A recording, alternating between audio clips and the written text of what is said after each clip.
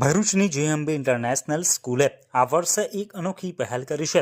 School સંચાલક મંડળે પરંપરાગત ફેરવેલ પાર્ટીને બદલે બોર્ડ પરીક્ષાના વિદ્યાર્થીઓ માટે સરસ્વતી પૂજન અને હવનનું આયોજન કર્યું હતું।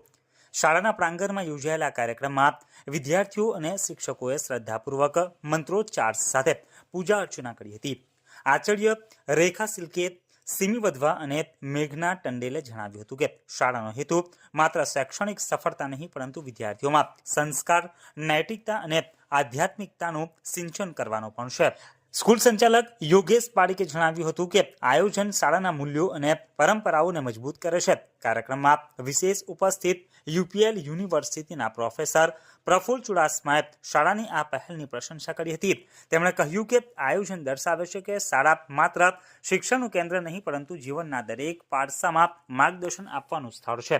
આ કાર્યક્રમનો મુખ્ય ઉદ્દેશ વિદ્યાર્થીઓને માનસિક શાંતિ, સકારાત્મકતા અને પરીક્ષામાં સફળતા માટે પ્રેરણા આપવાનો હતો।